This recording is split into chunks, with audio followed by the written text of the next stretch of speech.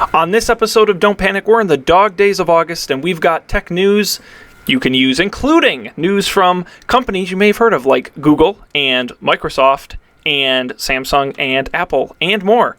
It's a lot of tech news, and we're going to talk about it for you coming up right now on Don't Panic. Stick with us.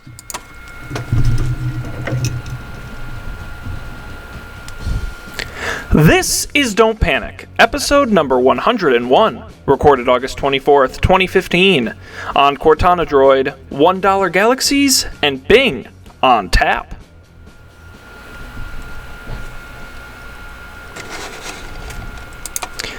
Hello, everybody, and welcome to this episode of Don't Panic, the technology podcast. You should definitely pick number one in your fantasy draft. I'm Sean Jennings, and I am joined tonight by the NASDAQ and Dow Jones of technology. They probably won't bankrupt our country. It's Dan Miller and Colby Rabideau.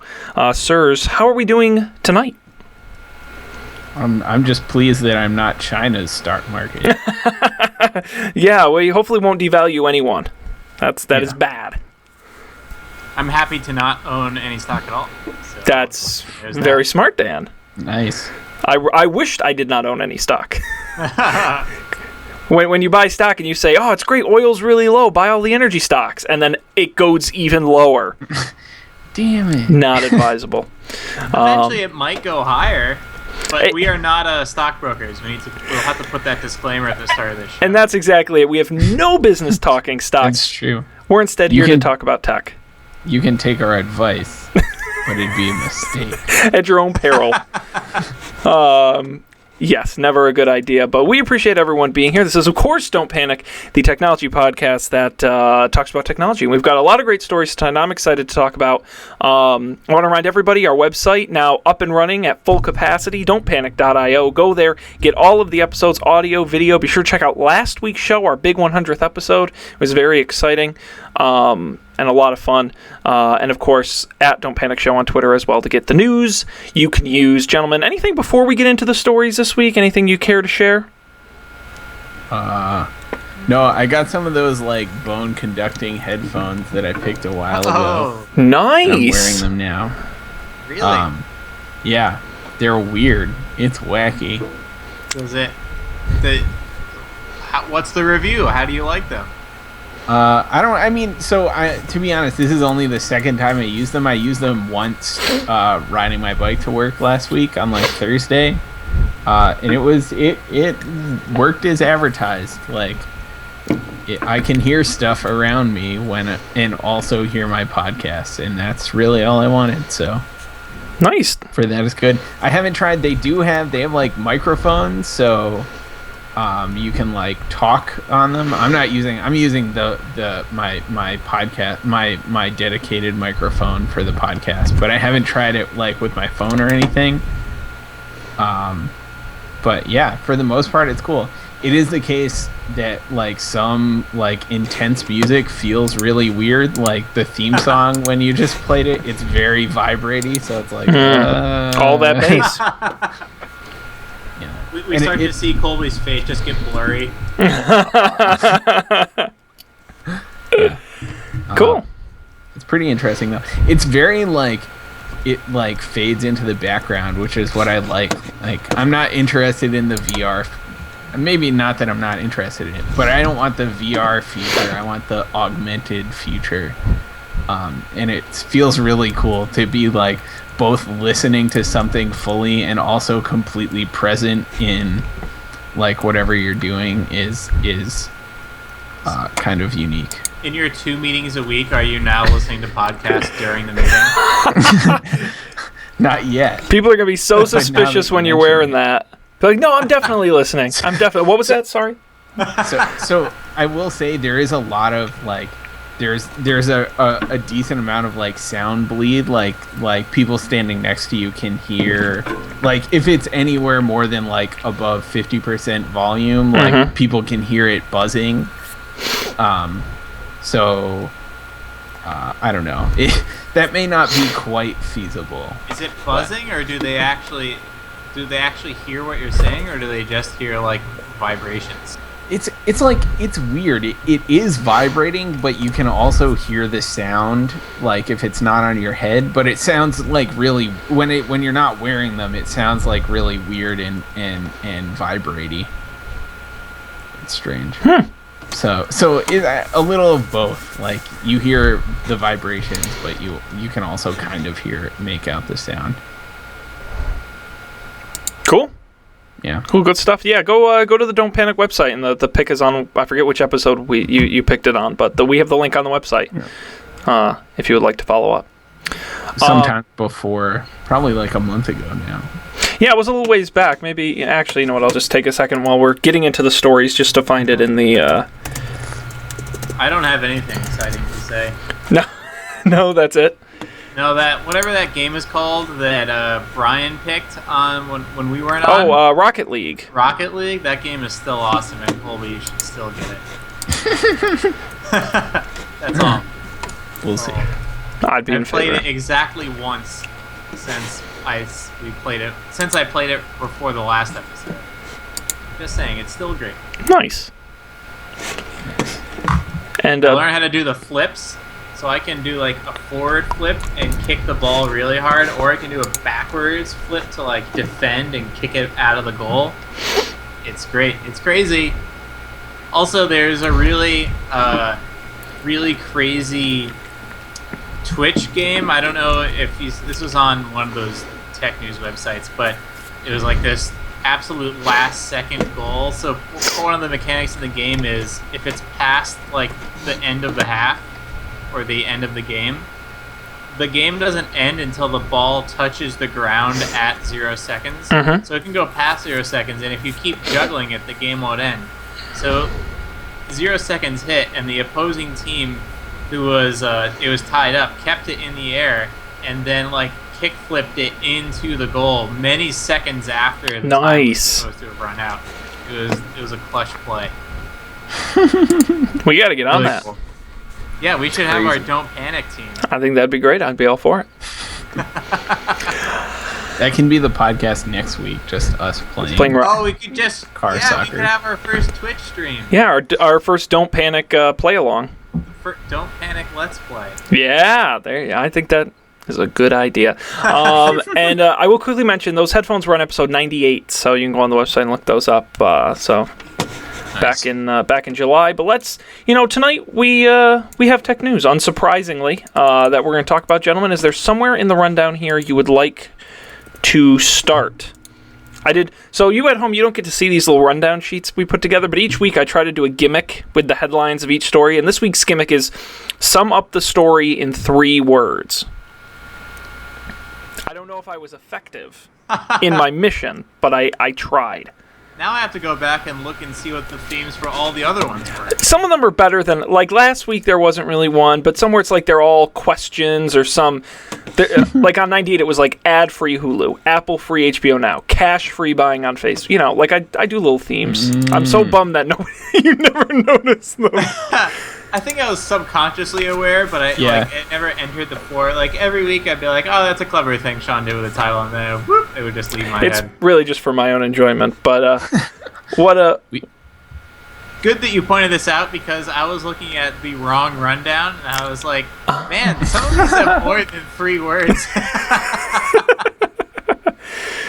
No, on the most current episode, 101, gentlemen, what 3 words appeal to you this week? Apple Music dead, because I have things to say about Apple Music. All right, Apple Music and dead with a question mark, because we don't know. So, conflicting stories this week coming out online.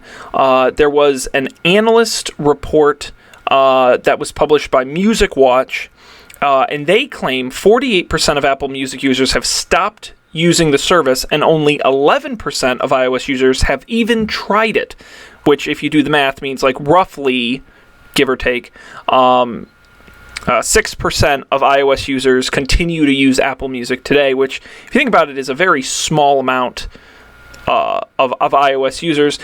Apple, in response to that, claimed that 79% of users who signed up for Apple Music are still using the service. So, conflicting reports, depending on who you ask, but there's definitely a lot of questions around Are people still using Apple Music? Do they like it? Dan, I know you have thoughts. I have thoughts. Colby, I'm sure you think about things. Dan, where would you like to...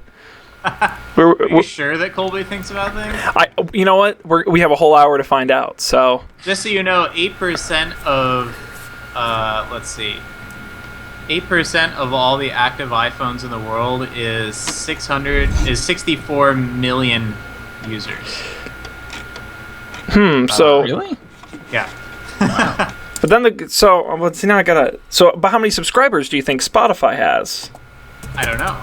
Well, I mean, Apple Music started 2 months ago. Well, Spotify is like 10 years old. Well, and my biggest problem I have with this article, if it's Apple, is Spotify 20 million subscribers as of June 10th, 2015, and 75 million active users. The problem I have with the Apple statistic of 79% of users are still using it, I signed up for it and I'm still using it. Using it means I still technically have a subscription that I did not pay for that lasts another month and that I have turned off auto renewal on, and I don't use the service, but I am a subscriber.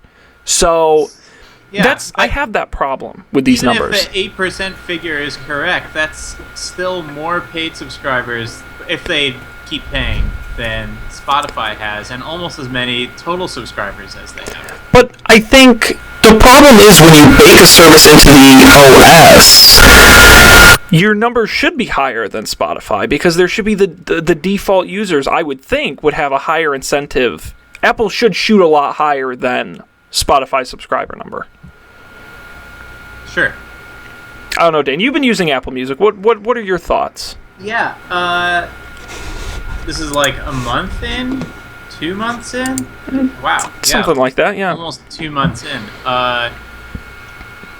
I still really like the playlists. Almost every week I either find a new playlist or a new playlist is created and it shows up in my For You feed, and I listen to it and I favorite some songs and they get added into my total collection, and then all the recommendations get better.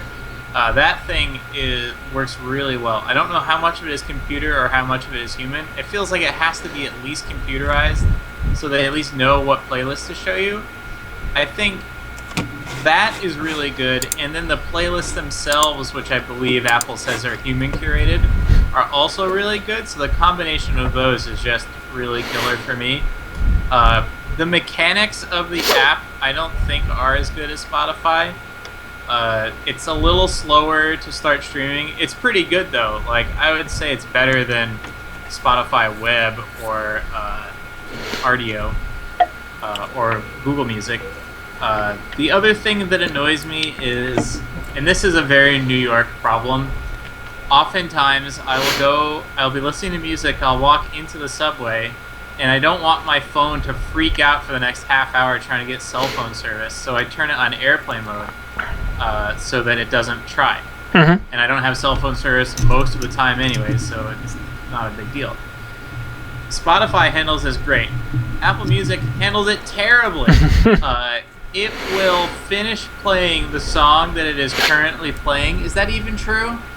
It might not even do that. It might just, as soon as you turn airplane mode on, it just turns off. Mm-hmm. Which is really annoying because it does do a very good job of buffering out into the future, which is another thing Spotify does. Like when Apple Music has a good connection and you have a playlist that's long that you're playing, like the Up Next, it'll download as many as it can, which is great because you're driving, you hit a dead spot, or you're just moving really fast, you don't have a good connection, or you go into a stairwell and there's no service in there, then it's really great. But it's dumb that if you turn airplane mode on, it stops streaming. But all in all, I think I'm going to have a really tough decision when this thing ends. Did it end already? No. So through October. Ends in September, or October, yeah. Mm-hmm. So I will say I've never needed to open Spotify. I have opened Spotify and used it, but I've never needed to open it. The music has always been on Apple Music, mm-hmm. and I might just have to go check and see what it was and add it to my music there, or whatever. There's been no real need to go to Spotify, which is impressive. Yeah, Colby, what you have any thoughts? Have you been using Apple Music? To be honest, I don't think I've used it since the last time we talked about it. Well, yeah, and you said you're so invested in Spotify that...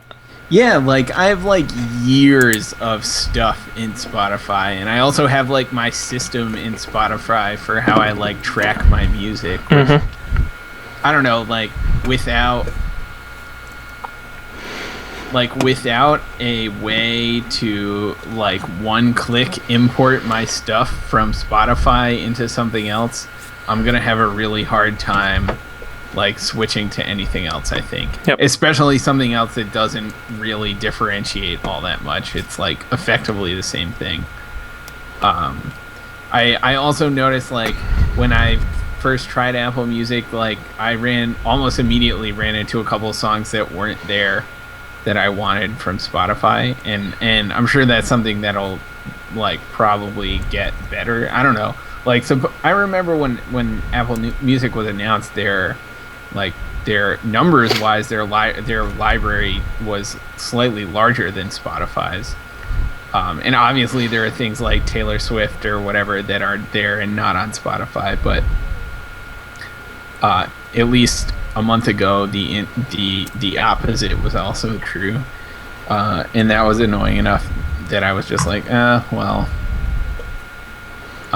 never mind. But it's definitely, like, I definitely noticed in the short time I did use it, I noticed some of the, like, the polish that was lacking in the app.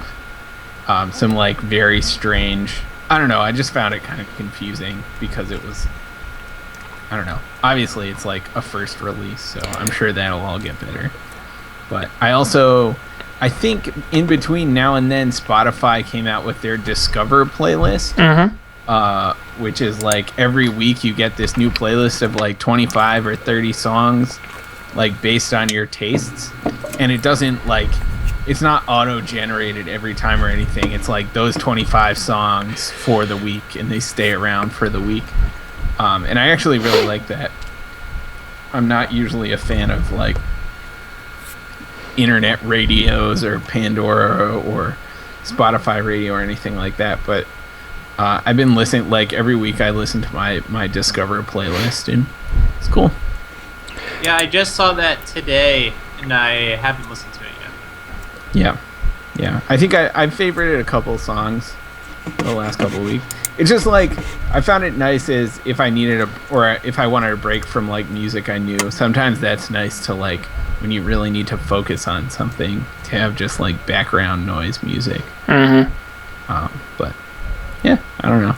I should probably turn off the auto renew on my Apple Music. Yeah, definitely. It'll sneak up on you fast. You have to call them. I'm just kidding. Well, then, I was gonna say, in that case, I'll probably have it for the next 2 years or so. Yeah, that's how they get you, right? Is the auto renewal.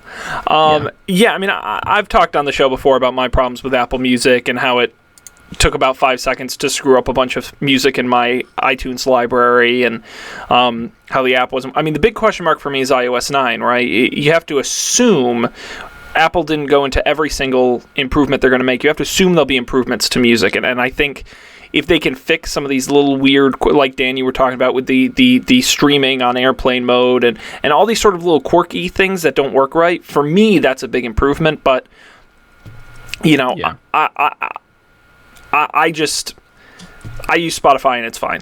I'm just not, like, ambitious enough to really be like, yeah, I'm gonna get really big in Apple Music, and to be honest, I actually very rarely listen to new music. I just listen to the same music over and over. So I'm not really a good case study, but I will say I'm just gonna stick with Pandora for now. Pandora. Well, I do use Pandora actually, but I'll stick with Spotify and I hope the app gets better. That's really my main point in iOS 9. I want to see it work a little better and make a little more sense, and that the cloud library stuff really needs a lot of work. And so the other thing that I thought, or that I remember, like, from starting up, was that the introductory experience was, like, weird to non-existent.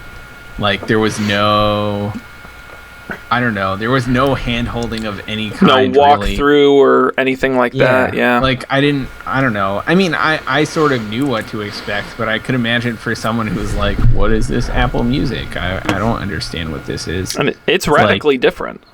Right. Yeah, it's different, but it's sort of the same, but like it's still in the same app. And that's, I don't know, it was not confusing, or maybe it would be confusing. Yeah. I think I feel like people could jump in and be like, I don't know what's happening, and just leave because they didn't know what was happening. Yep. Yeah, I buy that. It'll be interesting to see how they approach it in iOS 9. Yep. All right, well, let's continue on to another story.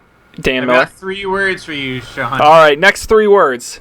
Google, router, manufacturer. There you go, Dan. You summed up the whole story. Google, or should I say, Google, a subsidiary of Alphabet,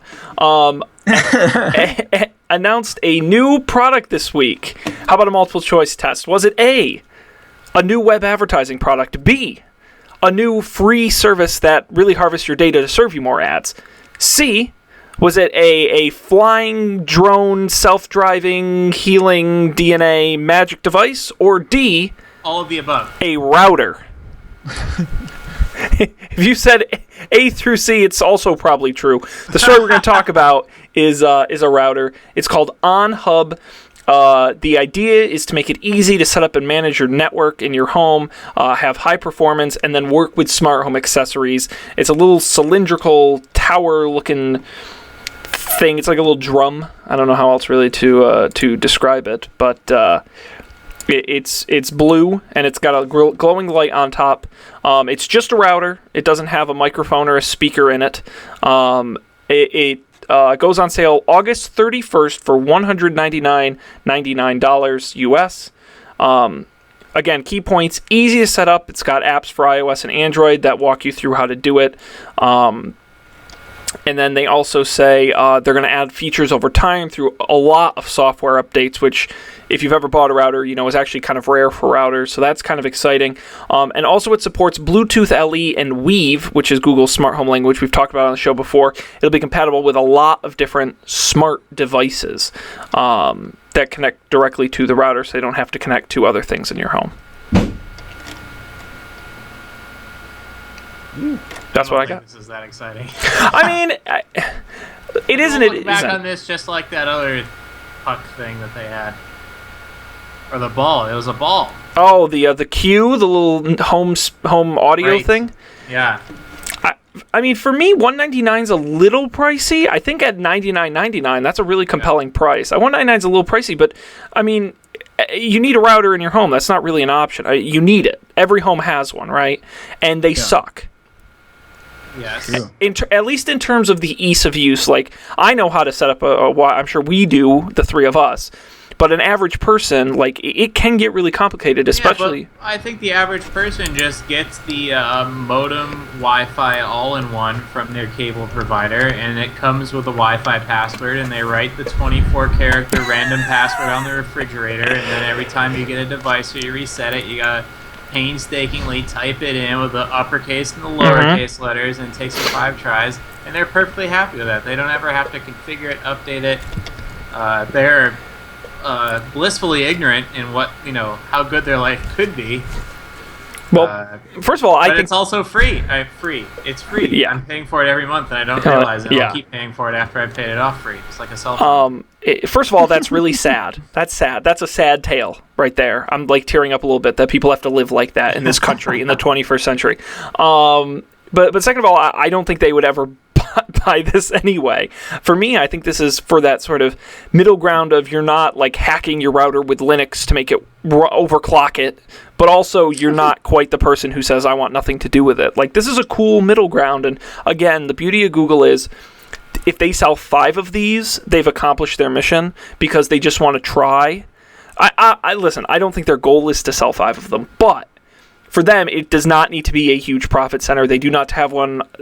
They do not need to have one on every shelf of every Best Buy across the nation. I think this is something that is Google, a good way for my money for Google to enter people's homes and achieve their mission, especially around the smart home stuff. That sounded so tactical. It's a good way Achieve their for Google mission. to enter people's homes and achieve their mission. I like to imagine there's blueprints somewhere, and it's like Operation Router, and it's like they got charts and everything. I will say, like, if this thing, I don't think it really does now, but I mean, you said it supports Weave or whatever, but if this thing became like sort of like the Smart Things hub that I have, if my router and that thing were smushed into one, that might be a like compelling, like, oh, get this. It's like, I feel perhaps this is like a foundation thing on which they can build more exciting smart home stuff, or connect lots of smart home things. I could see that as being useful. And I will say, like, the router I have now is great, but the user interface is literally terrible. Yep. It's like 90s web app madness. It's absolute chaos. I'm surprised that, I don't know, that I haven't screwed it up yet. And it's also, Yep. I don't know.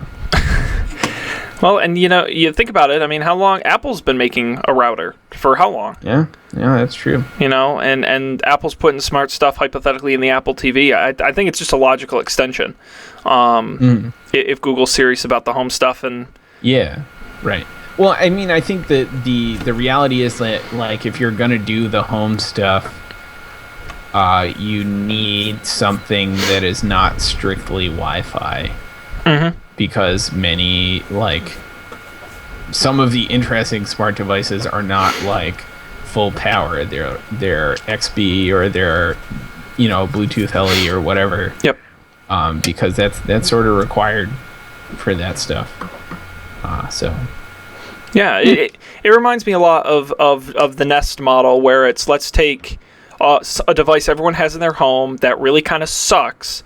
We'll throw some cool technology in it, and we'll make people's lives better. And I think it's that same model, and I think a router is a logical place to look at that.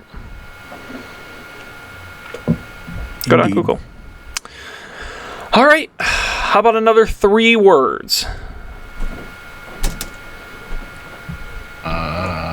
We've got. No, I minimized my. Oh no! For shame.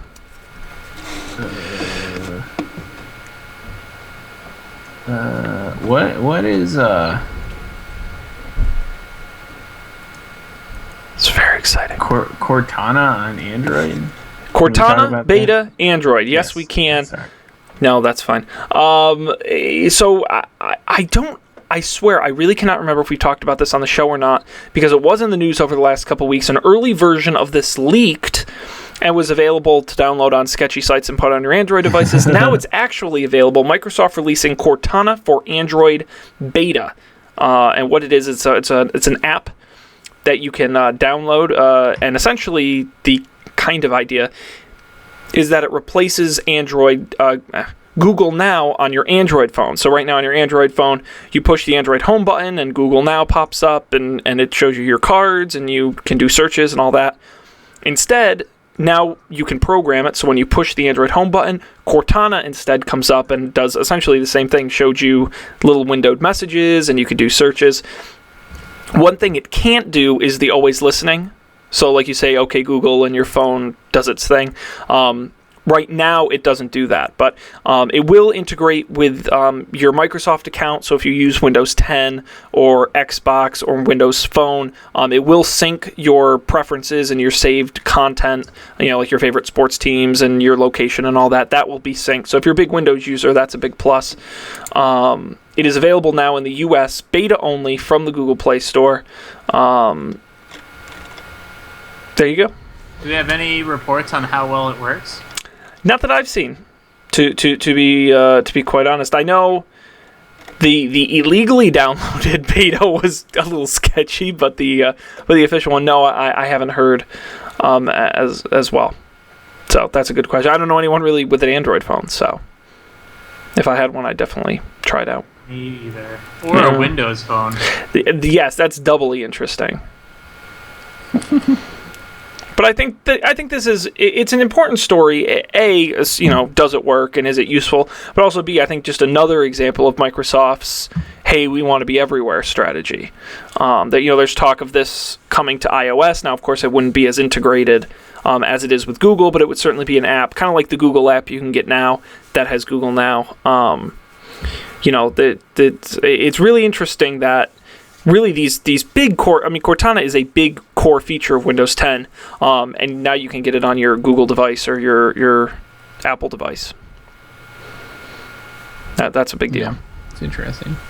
I guess like choice is interesting in those areas, because I feel like very few companies could compete with Google Now in that respect. And not to say that Cortana is as good as Google Now. I have no idea because I've never used it. But I feel like Microsoft probably could. They do have a search engine at least. Yeah, well, two things. One, again, this is a great, interesting piece for the ecosystem argument of, if you're a serious Windows user and you don't, depending on your carrier in the US, a lot of times you don't have the choice to choose a Windows phone, or at least not a Windows phone that's comparable to an Android phone. Microsoft's giving you the option to both stay in their ecosystem but have devices that are outside of it. And that's really exciting because places like Apple don't let you do that, really. The other interesting piece to me is that maybe Google doesn't get enough credit for having or at least supporting a mobile operating system that allows you to do something like this, where you take a what I would say is an absolute core feature of the phone and replace it with something they don't make. That's kind of cool true. If you think about it, and I think it's one of the things people kind of forget about Android because they're usually so skinned and filled with Samsung apps and whatever that you really do have the option to completely rip the thing apart and with a little know-how do what you want with it. So that's very interesting. Yep. If I had an Xbox, I would use this. I really want Siri or Google Now in my house. I don't want the Amazon thing. Yeah. Maybe if there's a new Apple TV sometime in the next 5 years, it'll have that. Could you do it with Siri if you hooked up a microphone to your iPhone or something? Doesn't it have their always on mode? Yeah. I don't know if it works with an external mic. I would assume it would. Yeah, I mean it works with your headset. Yeah, maybe. I don't know. I should try that. Yeah, that's a good question.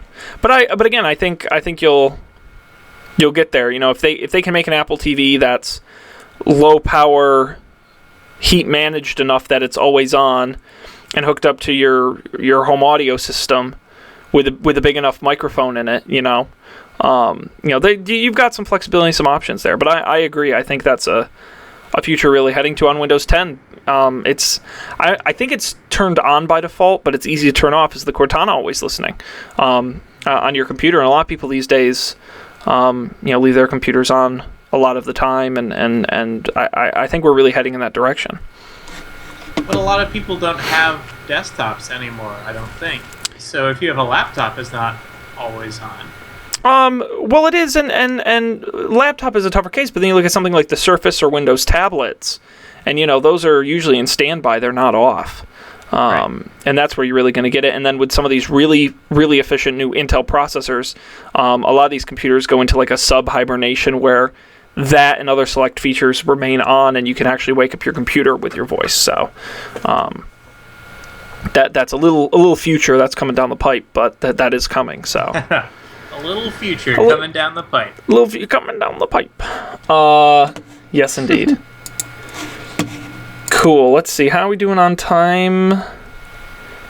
We got time for more news. How's that? Sounds great.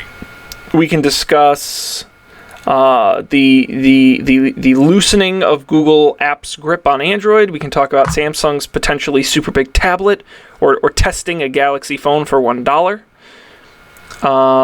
Testing a Galaxy phone for $1 sounds so absurd, and I don't know anything about it that I think we should go. I tried really hard to sign up for this. It sold out, quote unquote, super fast. because I was so excited because I'm like, this is actually kind of a fun thing. So, And then you would of course just return it right away, the Sean Jennings style. but the beauty of this is that's exactly what it's for. It's like designed for that. It's perfect. It's like they did it for me. So, we didn't get a chance to talk about it on the show over the last couple weeks, but Samsung released a couple new phones. Hang on, I have to do a bit of a rant because this is very confusing to me. So, there is the Galaxy S6, right? And that's like the kind of mid-size, your iPhone 6 sized phone, okay? The S6. And then there's the S6 Edge, which is really the only difference is the screen curves around, okay? Yep. Then in a separate event, like 2 months later, they announced this, like 2 weeks ago, the Note 5, which is essentially a bigger version of the S6. Yep. The phablet version, okay? They also announced a phablet version of the S6 Edge. Now, what do you think they would call it?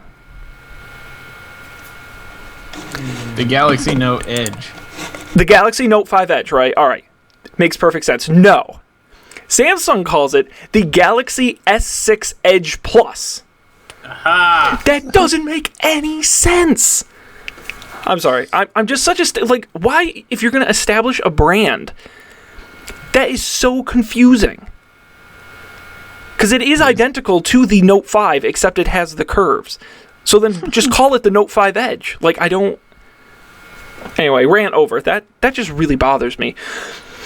So now that Samsung has these new phones, they did this deal where you sign up with Samsung and they send you an activated Galaxy phone with cellular service. You don't have to do anything. It's you get a fully working cell phone, and for the fee of $1, you have 30 days to try out and use the phone. You have full unlimited cellular use on it. You can try all the features. If you don't return it within 30 days, you get charged full retail price, but they give you the prepaid shipping box and everything. It really is a true test drive of these Galaxy smartphones. You can choose the S6 Edge, the Edge Plus, or the Note 5, and your choice of carriers as well. It sold out very quickly. You actually can't sign up for it now. You can join a waiting list, but they haven't said when they're going to expand on that. And the other trick, which I thought was really cool, was you can only sign up from an iPhone.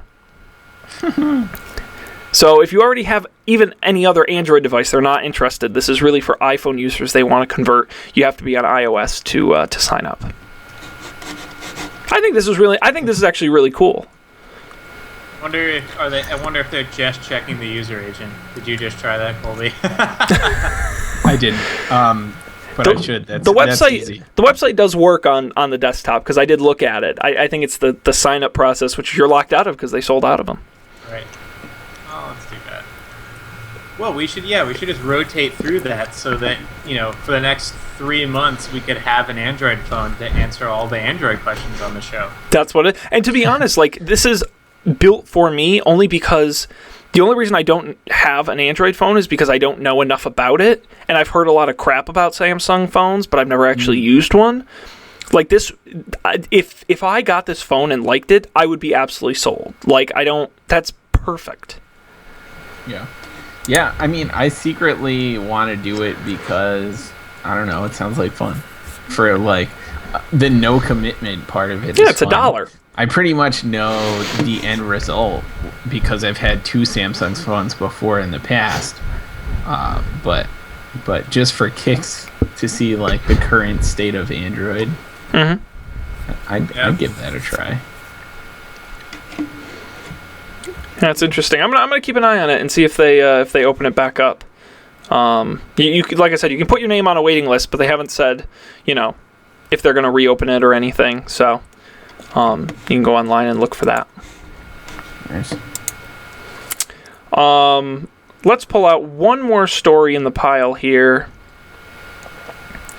We can talk Google Plus and YouTube splitting. We can talk about Bing making inroads on Google on mobile. We can talk about Microsoft's potential October event. Anything? Bueller? Microsoft. Okay, feel free either of you to veto this, but I guess Microsoft's event, like, Yeah, that was going to be my choice, too. All right. We love rumors of events on the show. I feel like it is our bread and butter because we talk about them all the time. And, we know we have Apple probably coming up the first week of September, though we haven't heard anything for sure. And Microsoft's got to get there. I feel like the fall really is one of the big announcement seasons before Christmas, right? It's when all of the major companies get all their kind of fall lineup set. Microsoft being no exception. Rumor going around that there will be an October hardware launch event, and they're going to do a lot of things. I'm going to give you the rundown of all the potential announced things, some more likely than others, starting with a slimmer Xbox One. You may remember when they did the 360 Slim, which was a redesign where it wasn't as big and chunky and heavy. Maybe doing that with Xbox One. The Surface Mini as well, which is the probably going to be like the Surface Pro 3 or the maybe announced Surface Pro 4, but in a smaller size, in that sort of 8-9 inch, or even, no, it would be closer to 7-inch size versus the current, whatever, 10-inch size of the regular Pro. Also, Lumia's 950 and 950 XL, rumored for a long time. Specs have leaked for the phone, so it's probably going to be announced there as well. It's been a while since there have been new flagship Lumias. We may see the Surface Pro 4. Supposedly not a drastic change, but maybe adjusting the display resolution, thinner and lighter. Maybe a fingerprint scanner or a better keyboard, things like that. If you remember the Microsoft Band, their fitness band device, we may see the Band 2. It will probably look and feel better, but we don't know the details of what will exactly be there. And that's kind of it for the potential list. One other thing to note is that Microsoft has announced they are holding a Windows 10 related hardware event at Berlin's IFA conference. Probably none of the things we talked about. They'll probably show off a lot of laptops and tablets and phones from other manufacturers that aren't Lumia. They'll probably hold their own hardware for October. Gentlemen, does any of that excite you? Has anyone talked at all about the first Microsoft Band? I remember I tried it, and it was super weird, but I haven't heard anything.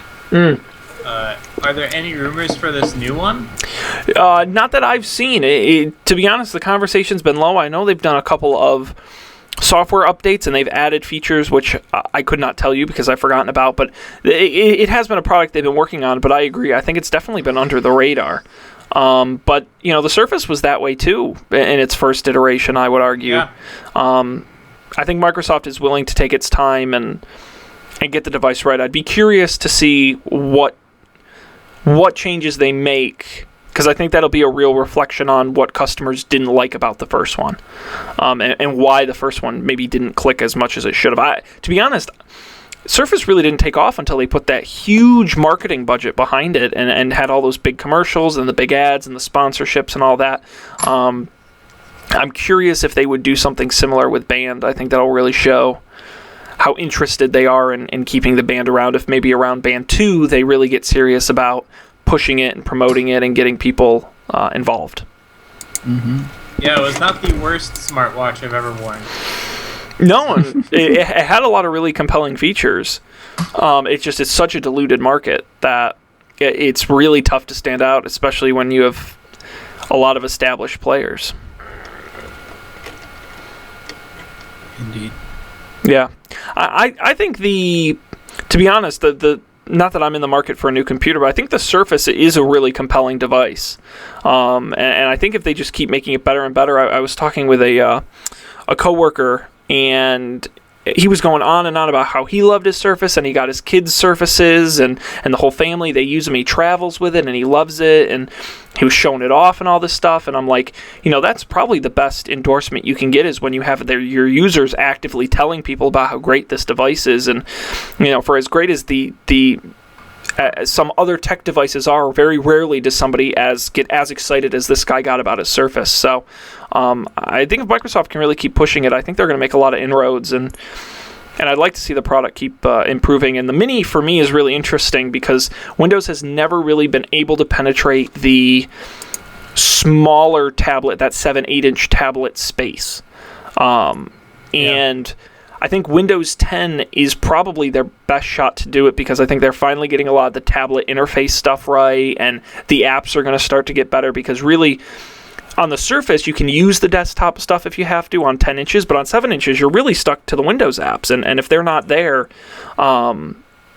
you're in trouble. So now's the time if they can really... Did they make substantial changes to the tablet interface in Windows 10? I didn't hear anything about that. It's not substantial, but they stripped out... Instead of bouncing between the desktop and the tablet stuff, you choose one or the other, essentially.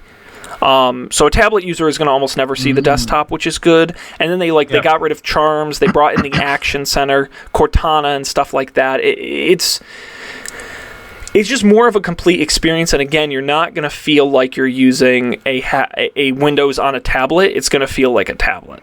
Yeah. And that is probably their biggest strength they're going to have at that form factor. So when are you going to upgrade to Windows 10 again? well, it's funny. You have a year to do it. They've already said, and after that, I don't know if it's that they start charging you or there's some problem with it. So I have a year. We'll revisit in 6 months and see. But to be honest, if 6 months. Well, we'll put it this way: if we keep doing the show and things keep going well, I may be in the market for a desktop to do the production side, and then in which case I don't need my computer to do anything, my laptop to do anything really high end. So then I don't have to worry about it. But we'll see. I'm in no rush today, put it that way. Because it sucked. And I was very unhappy. If you're listening, Microsoft, and you probably are, make it work. Okay, well, we're out of time for that portion of the show. No more news for now, but we're going to get to our picks. If you're watching for the first time, maybe you are. This is the part of the show where we each pick something semi-tech related, sometimes barely tech related, that we have been using over the past week, month, year, whatever, that we want to share with the world, things we like, we love, that we want to try, that we're excited about, all of those things, and we share them with you, and we of course put all the links on our website, don'tpanic.io. It's a great place to find, especially if it's really specific, it's a great place to find it. And I guess in order of the sheet, I can go first. Gentlemen, do you play fantasy football at all? No. Nope. Okay. Well, let me tell you, last year was my first year doing it, and this year is my first year doing it for money. I'm actually in a cash league. Successful doing it last year? I did okay last year, but this year I'm in with a couple really hardcore guys, and it's very concerning. But fantasy football is a lot of fun because it's gaming and you kind of got to have strategy and you're competing against people. And these days it's really great because it's all digital, right? It's all online and there's apps and systems and they do all the math and the work for you because scoring in fantasy football I still barely understand. There are a couple different platforms you can use to play fantasy football. Some of the bigger ones are Yahoo, ESPN, Fox Sports. There's a number of them out there. I've tried a few. Personally, I think Yahoo is abysmal. Like, their apps are terrible, and the website barely works, and I do not like it. So, my pick, if you're looking for a platform to host your fantasy league, I actually like the NFL's, the one that they actually provide themselves, fantasy.nfl.com. You can sign up there. To be honest, it's like all the other ones. The core features are there. For my money, what I like is their apps, like especially on iOS, are really, really well done, and it's really easy to manage your roster and watch the real-time scoring. Much better than like Yahoo, which is not good at all. And what I also like is they have a lot of integrations. Like if you have an Xbox, they have really good integration, so you can keep track of your scores while watching games, and they're just in a lot more places. And I've been very satisfied using theirs. Of course, you can use any, but my pick, fantasy.nfl.com, to host your fantasy football league, and that's my pick. Dan, what do you got for us? So, oh my God, you got another book? Yeah. You gotta stop making me read. So, a couple months ago, maybe last year, it all blurs together. I read and recommended on this show Cryptonomicon by an author named Neil Stevenson. And he recently came out with a new book called Seven Eves, all one word, link on don'tpanic.io. And the basic premise of this book is, did either of you read or have heard of the book called The Martian that's been pretty popular recently? No. I'm that familiar the one with that the movie is based the on? Matt Damon Yes. film, yes. Yeah. So it's 2/3. I am not done, but I am like 85% done. It's a long book. It's about 2/3 a better version of The Martian. So very hard, and for the people who don't know, hard science fiction means that like it makes a great effort to be believable and to be grounded in science that we know and understand today. So hard science fiction story dealing with what would happen if the moon broke into 7 pieces. And it turns out that very unexpected things happen, just physically, if that were to occur. And then the last third, 40% of the book is, what does society look like 5,000 years after the moon is broken into 7 pieces? It's really, really interesting. The first 60% is page-turningly, nail-bitingly good. Really, really good. The last part is really weird. I like it a lot. It's pretty interesting to see where he goes with it. So check out don'tpanic.io for 7 Eves. Cool, I'm excited. I actually had this in my wish list. And nice. Now that I know that it has the Dan Miller stamp of approval, I'm even more excited. Cool. Nice. All right, Colby, you're up next. What do you have for us? So this is not a thing that I've used, but it's a thing Jill and I found online recently, or I guess Jill found it online, and I think it's kind of cool. But it's this service where, as far as I can tell, it's only in the greater Boston area, but it's kind of like Airbnb, like you rent, like space, you're like, renting an apartment, sort of. Except the apartment is a tiny house, and I don't know if you've heard of like tiny houses, but they're basically like trailers and people build a house on them, and the tiny house is like somewhere in the middle of the woods, and so you pay X dollars a night and you can stay in this tiny house in the middle of the woods for however long, and I just think it's kind of cool. So I want to try it. I don't know. It's like build is like a relaxation, like go and turn off your phone and like, I don't know, chill out. Sounds kind of nice. Yeah, this is interesting. They have 2 different ones. There's one for like 2 people and there's one for 2 to 4 people. But yeah. And it's like, I guess there's like food and stuff there, so it seems like sort of a mini bar sort of thing where like you can use, there's food there if you want it, but you have to pay for it. Mm-hmm. But like if you're so inclined, you don't have to do anything because there's food there. You can just show up and use the food. And there's like a fire pit, and it's supposed to be like not in a campground, but like in some secluded place off in the woods. That's kind of neat. Cool. Yeah, check it out. Getaway.house. Finally a good use for one of those new fancy domains. Oh yeah, it is probably the first useful use I've seen for one of the new top level domains.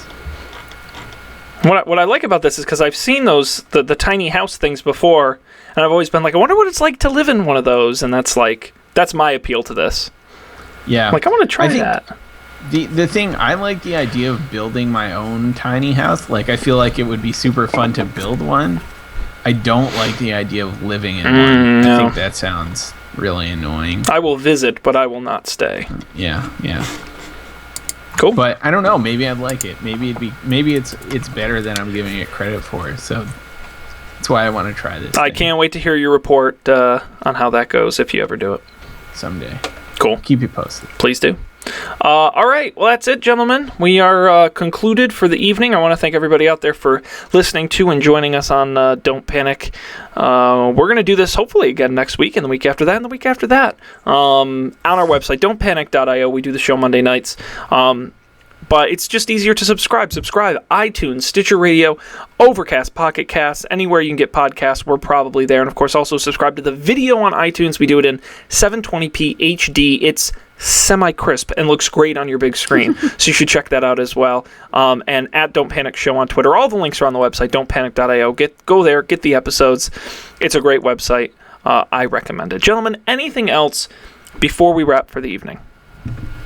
Nothing here. I got nothing. Perfect. Well, thanks everybody for joining us. We'll see you next time on another edition of Don't Panic.